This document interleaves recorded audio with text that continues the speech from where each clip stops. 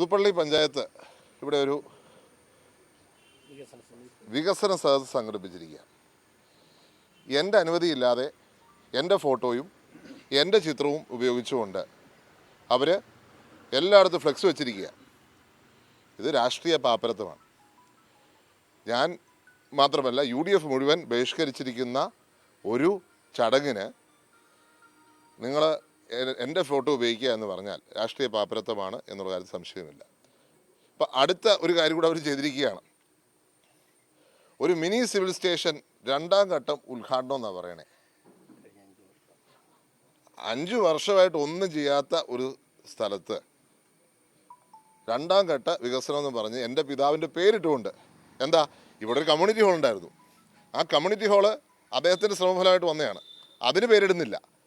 പണി പൂർത്തിയാകാത്ത, പണി എന്താ പറയുക, ഒരിടത്തും എത്താത്ത, ഈ ഗവൺമെൻറ് നിലച്ച് വെച്ചിരിക്കുന്ന, അത് നിർത്തി വെച്ചിരിക്കുന്ന വലിയ അവകാശവാദങ്ങളാണ് പലപ്പോഴും. ഉമ്മൻചാണ്ടി പഠിച്ച സ്കൂൾ ഞങ്ങൾ പൂർത്തിയാക്കിയെന്ന് പറഞ്ഞവർ ഇവിടെ സിവിൽ സ്റ്റേഷൻ 5 വർഷമായിട്ട് അനക്കിയിട്ടില്ല. ഇന്ന് എലക്ഷൻ അടുത്തപ്പോൾ ഇവിടെ ഒരു ഫേസ് 2ൻ്റെ ഉദ്ഘാടനം, അതും അദ്ദേഹത്തിൻ്റെ പേര് നൽകിക്കൊണ്ട്. എന്തൊരു സാഹചര്യമാണ്. CPM-ന് അദ്ദേഹത്തിൻ്റെ പേര് ഉപയോഗിക്കേണ്ടി വരികയാണ്. ആരെയാണോ കല്ലെറിഞ്ഞത്, ആരെയാണോ 9 വർഷക്കാലം വേട്ടയാടിയത്, അദ്ദേഹത്തിനെ ഇല്ലാത്ത ആരോപണം ഉണ്ടാക്കി CBI എൻക്വയറി അയച്ചത്, അദ്ദേഹത്തിൻ്റെ പേര് ഉപയോഗിച്ച് ഇലക്ഷൻ നേരിടാൻ CPM ശ്രമിക്കുന്നു. ഇതിൽ പരം രാഷ്ട്രീയമായൊരു നാണക്കേട് CPM-ന് ഇല്ല എന്ന് വ്യക്തമാണ്.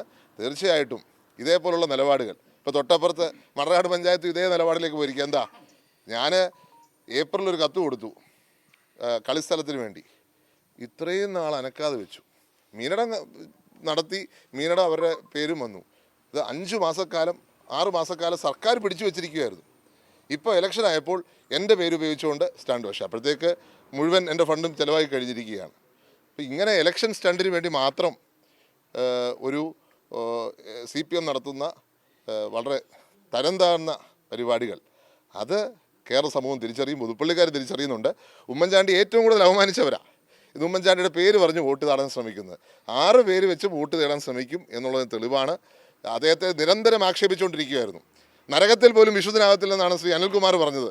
ഇന്ന് അദ്ദേഹത്തിൻ്റെ പേര് വെച്ചുകൊണ്ട് ഫേസ്ബുക്കിലും ഇപ്പോഴും അവഹേളനമാണ് അദ്ദേഹത്തെ. പക്ഷേ ഇവിടെ പുതുപ്പള്ളിയിൽ എന്ത് ചിലവാകും ചോദിച്ചാൽ ഉമ്മൻചാണ്ടിയുടെ പേര് ചിലവാകും. അതാണല്ലോ സ്ഥിരം തന്ത്രം. അതുകൊണ്ട് ഉമ്മൻചാണ്ടിയുടെ പേര് ഉപയോഗിച്ചുകൊണ്ട് ഇവിടെ വോട്ട് തേടാൻ CPM ശ്രമിക്കുന്ന രാഷ്ട്രീയ പാപ്പരത്വം പുതുപ്പള്ളിക്കാർ തിരിച്ചറിയും. ശക്തമായ മറുപടി പുതുപ്പള്ളിയും മണർകാട് ഉൾപ്പെടെ എല്ലാ പഞ്ചായത്തുകളും കൊടുക്കും.